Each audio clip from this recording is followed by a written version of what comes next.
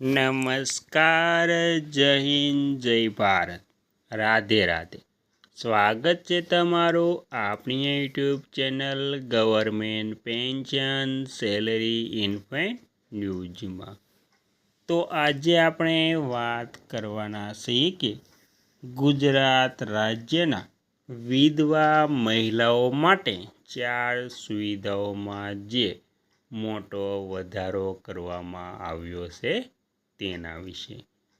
તો આજે ગુજરાત રાજ્યના વિધવા મહિલાઓને એટલે કે ગંગા સ્વરૂપા બહેનોને જે 1250ની સહાય મળે છે તેમાં પણ 4 મોટી સુવિધાઓનો સમાવેશ થવાનો છે.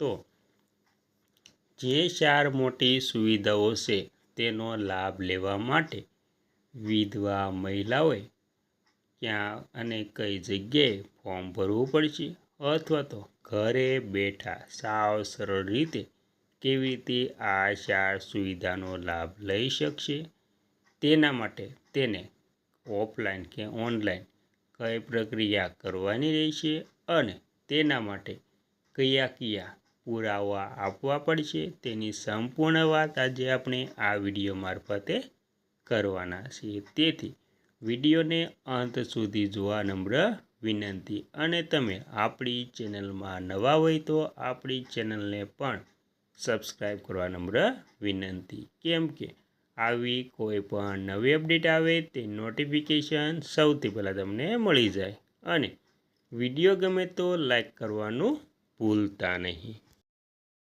વિગતવાર વાત કરીએ તો ગુજરાત સરકારે ગંગા સ્વરૂપા એટલે કે વિધવા આર્થિક સહાય યોજના હેઠળ મહિલાઓને દર મહિને ₹1250ની પેન્શન સહાય ઉપરાંત પુનઃસ્થાપન માટે સાધન સહાય, સ્વરોજગારી તાલીમ અને સીધા ખાતામાં નાણાં જમા કરવા જેવી મહત્ત્વની સગવડો પૂરી પાડી છે.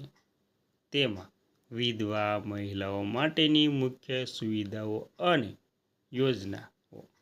ગંગા સ્વરૂપા આર્થિક સહાય દર મહિને નિશ્ચિત પેન્શન સીધું બેંક કે પોસ્ટ ઓફિસ ખાતામાં જમા થાય છે. ત્યારબાદ સ્વરોજગારી તાલીમ અને સાધન સહાય.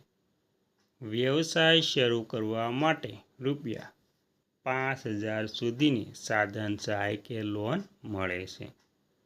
પુનઃલગ્ન માટે સહાય. જો વિધવા મહિલા પુનઃલગ્ન કરવા ઈચ્છે તો સરકાર દ્વારા પ્રોત્સાહન અને મદદ કરવામાં આવે છે. ડાયરેક્ટ બેંક ટ્રાન્સફર ડીબીટી આધાર કાર્ડ દ્વારા સીધા જ જે ભણતર અને નાણાકીય લાભો ખાતામાં પહોંચાડવામાં આવે છે.